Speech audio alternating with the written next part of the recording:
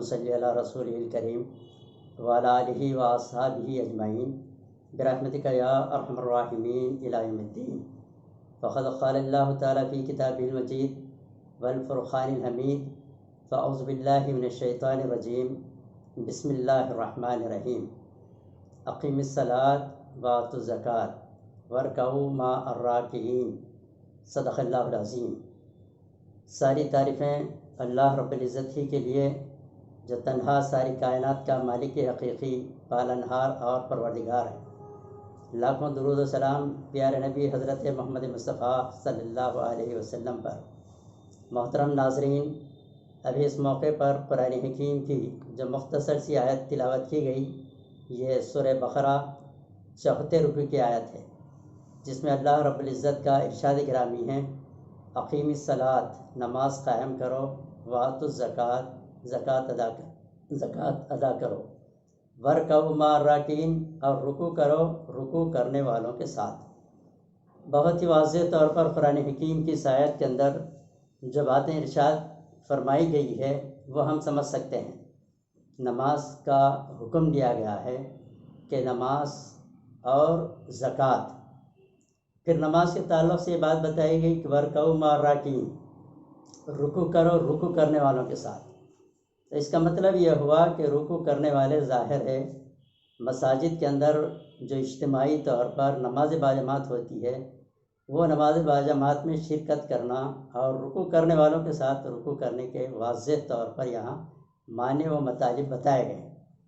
ابھی جس موضوع پر مجھے گفتگو کرنے کا موقع دیا گیا ہے، یہ نماز باجماعت کی اہمیت اور باجماعت نماز نہ ادا کرنے کے نتیجے میں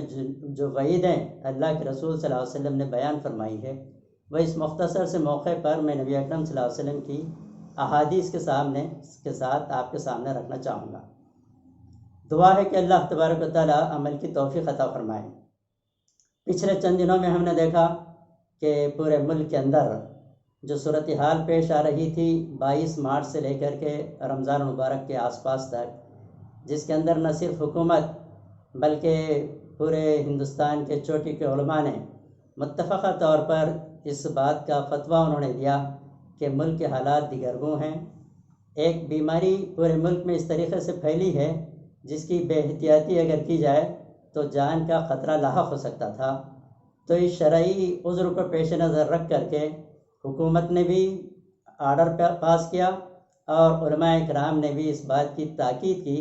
کہ ایسے موقع پر ہمیں اپنے گھروں میں نماز ادا کرنی چاہیے، ورنہ ظاہر جان کا خطرہ لاحق ہو سکتا ہے۔ ایک متعدد مرض تھا جو ایک دوسرے کے ذریعے سے پھیل سکتا تھا۔ چنانچہ علماء اکرام کے ان فتووں کو دیکھ کر کے مساجد کے اندر اذانیں تو دی گئی، لیکن اس بات کی پابندی بھی لگائی گئی کہ 5 سے 6 افراد تک ہی نماز باجماعت ادا کریں، باقی کے افراد گھروں ہی کے اندر نماز ادا کریں۔ ایک شرعی عذر تھا جس کی پابندی کرنی تھی اور جو اللہ اور اللہ کے رسول صلی اللہ علیہ وسلم کے پاس بھی قابل قبول تھا۔ حضرات، اب ہم دیکھتے ہیں کہ یہ شرعی عذر کا وقت ختم ہو چکا ہے، لاک ڈاؤن کا پیریڈ ختم ہو چکا ہے، لوگ کاروبار کے اندر مشغول ہو چکے ہیں۔ حکومت اعلان کر دی ہے کہ لوگ اپنے کاروبار اور اپنے آفسوں کو جا سکتے ہیں، مدارس کھل چکے ہیں۔ تو ایسے موقع پر کسی قسم کا کوئی شرعی عذر لاحق نہیں ہوگا اگر ہم گھروں کے اندر نماز ادا کرتے ہیں۔ اللہ کے رسول صلی اللہ علیہ وسلم کی میں وہ حدیث آپ کے سامنے رکھنا چاہوں گا جس میں نبی اکرم صلی اللہ علیہ وسلم نے بہت ہی واضح طور پر یہ بات ارشاد فرمائی: اگر کوئی شخص بغیر کسی عذر شرعی کے اپنے گھر میں نماز ادا کرتا ہے تو اس کی نماز ادا نہیں ہوگی۔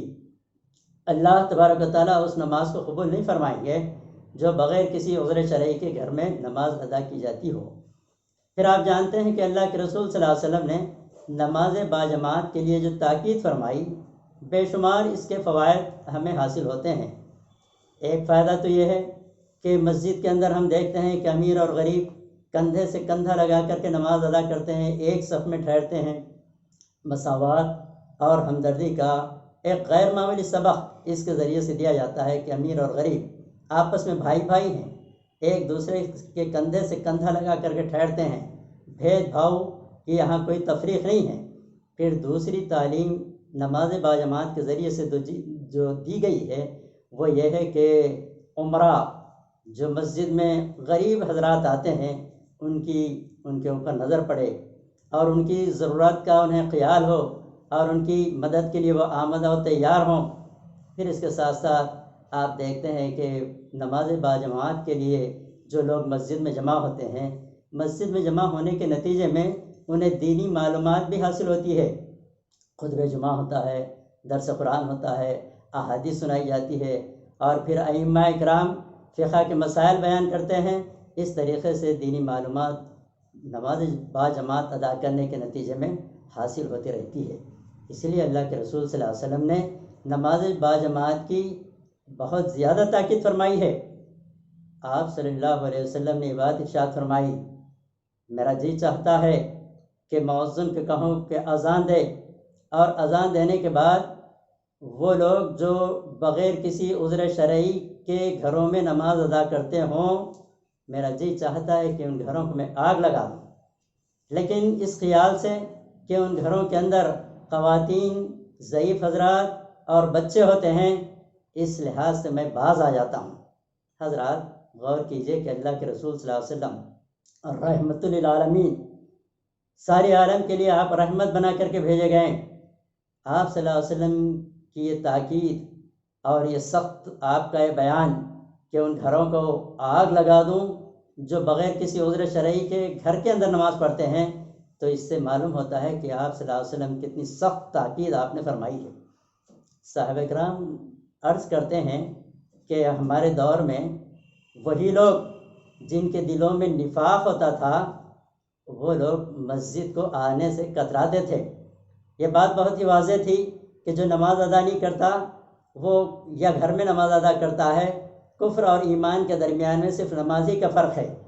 اور جن کے دلوں میں نفاق ہوتا تھا یا کوئی عذر شرعی جنہیں لاحق ہوتا تھا، ایسے ہی لوگ مسجدوں میں آنے سے کتراتے تھے یا مساجد کو نہیں آیا کرتے تھے۔ بغیر عذر شرعی کے مسجد کا نہ آنا یا گھر میں نماز کا ادا کرنا نفاق کی ایک شاخ دل کے اندر پیدا ہو جاتی ہے۔ حضرات ایک موقع تھا، اللہ کے رسول صلی اللہ علیہ وسلم کے پاس ایک صحابی، نابینا صحابی آئے، اور آ کر کے انہوں نے عرض کیا کہ اللہ کے رسول صلی اللہ علیہ وسلم، میرا گھر مسجد سے کافی دور ہے، میں نابینا ہوں اور میرا گھر مسجد سے کافی دور ہے، اور راستہ بھی ہموار نہیں ہے، راستے میں گڑھے ہیں اور پھر پتھر راستے میں حائل ہیں، ٹھوکر لگنے کا خدشہ رہتا ہے۔ پھر تیسری بات آپ نے بتائی کہ مجھے اپنے گھر سے مسجد لانے کے لیے کوئی ساتھی بھی نہیں ہے، کوئی میرا مددگار نہیں ہے جو مسجد سے مجھے گھر لا سکے، تو کیا اس حالت میں میں اپنے گھر میں نماز ادا کر سکتا ہوں؟ 4 چیزوں کا انہوں نے تذکرہ کیا۔ ایک تو انہوں نے کہا کہ میں نابینا ہوں، دوسرے انہوں نے کہا کہ راستہ ہموار نہیں ہے، تیسرے انہوں نے کہا کہ کوئی میرا مددگار نہیں ہے، اور چوتھے انہوں نے کہا کہ میرا گھر مسجد سے کافی دور ہے۔ غرض یہ کہ نماز باجماعت کے لیے مجھے گھر سے مسجد میں آنے کی یہ دشواریاں پیش آ رہی ہے۔ اللہ کے رسول صلی اللہ علیہ وسلم آپ بتائیے کہ صورتحال میں کیا میں گھر میں نماز ادا کر سکتا ہوں؟ اللہ کے رسول صلی اللہ علیہ وسلم نے پہلے تو کہا کہ ہاں، اس مجبوری کی حالت میں تم اپنی نماز گھر میں ادا کر سکتے ہو۔ جب وہ صحابی پلٹے اور جانے لگے، نبی اکرم صلی اللہ علیہ وسلم نے آواز دی، اے فلاں، کیا تم حی علی الصلاۃ اور حی علی الفلاح کی آواز سنتے ہو؟ انہوں نے عرض کیا کہ اللہ کے رسول صلی اللہ علیہ وسلم، اذان کے یہ کلمات میں سنتا ہوں، مجھے دن میں 5 مرتبہ حی علی الصلاۃ اور حی علی الفلاح کی آواز میرے کانوں میں آتی ہے۔ اللہ کے رسول صلی اللہ علیہ وسلم نے فرمایا، اب تمہارے لیے کوئی عذر باقی نہیں رہا، اب تمہارے لیے یہ چیز لازمی ہے کہ تم مسجد میں آ کر کے نماز ادا کرو، اور مسجد میں آنے کے لیے تمہارا کوئی نہ کوئی مددگار تم اس کا انتظام کر لو۔ محترم سامعین اکرام، نبی اکرم صلی اللہ علیہ وسلم نے ایک نابینا صحابی کے لیے کہا، جبکہ بے شمار قسم کے شرعی عذرات ان کے سامنے تھے، لیکن آپ نے کہا کہ حی علی الصلاۃ اور حی علی الفلاح کی آواز آنے کے بعد تمہارے اوپر یہ چیز لازمی آتی ہے کہ تم مسجد میں آ کر کے نماز ادا کریں۔ اب آپ بتائیے کہ یہ عذر شرعی جو آج ہم اپنے اوپر لازمی قرار دیے ہیں،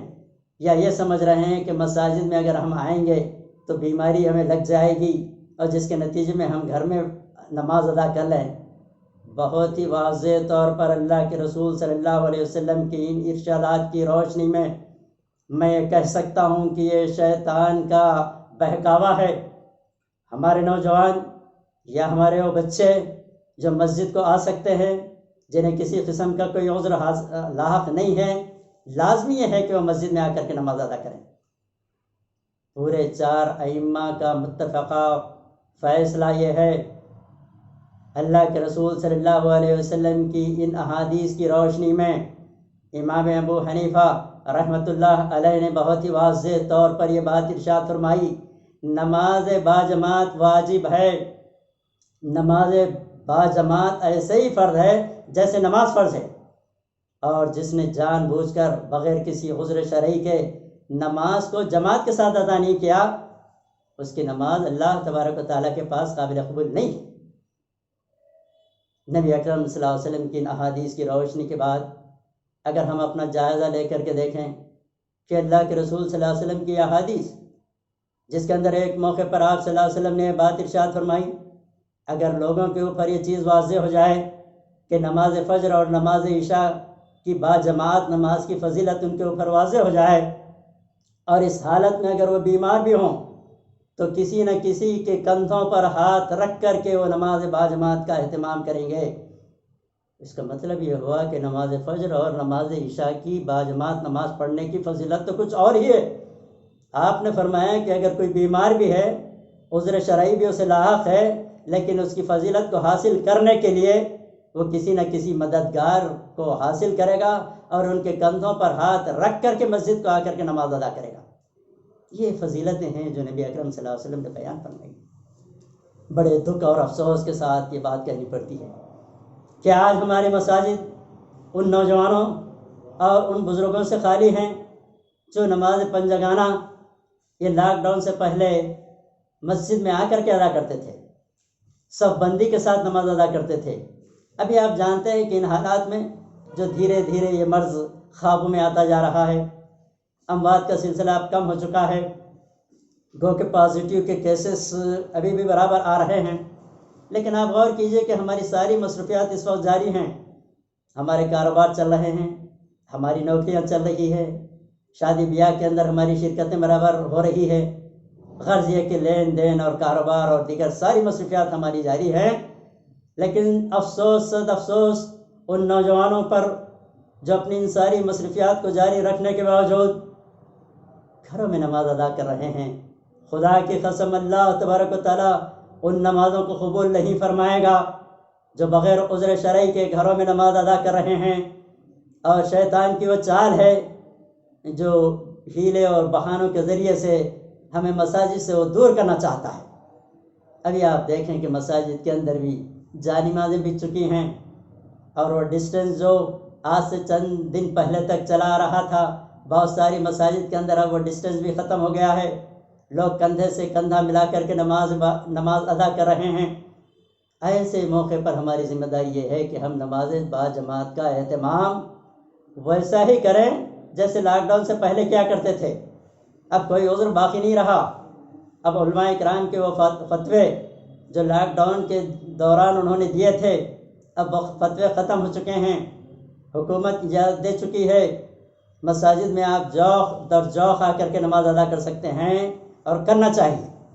اس مرحلے میں اگر کوئی مسجد میں نہیں آتا اور گھر میں نماز ادا کرتا ہے تو اس کی نماز نہیں ہوگی۔ دوسری جانب میں اپنے رفقا کو یہ بات یاد دلانا چاہتا ہوں کہ ہم تحریک اسلامی کے ارکان اور کارکنان ہیں۔ ہم اس تحریک سے اس لیے جڑے ہیں کہ اللہ کا دین اللہ کی زمین پر غالب ہو، اللہ تبارک و تعالیٰ کے احکامات اس بندگان خدا تک پہنچانے کی ہم نے ذمہ داری قبول کی ہے۔ اس عہد کے ہم پابند ہیں، سمینا و اطعنا کے، ہم سنیں گے اور اطاعت کریں گے، اللہ کا پیغام ساری انسانیت تک ہم پہنچائیں گے۔ عزیزوں اور نوجوانوں اور تحریک اسلامی کے افراد، آپ غور تو کریں کہ ہم نے کتنا بلند عہد اللہ تبارک و تعالیٰ سے باندھا ہے کہ اللہ کی زمین پر اللہ تبارک و تعالیٰ کے احکامات کو جاری اور نافذ کرنے کے لیے ہر قسم کی قربانی دینے کا ہم نے عہد کیا ہے، اور اس راستے میں اگر ہماری جانیں بھی جاتی ہے تو ہم اپنے جان کا نذرانہ پیش کرنے کے لیے اس عہد سے جڑے ہوئے ہیں۔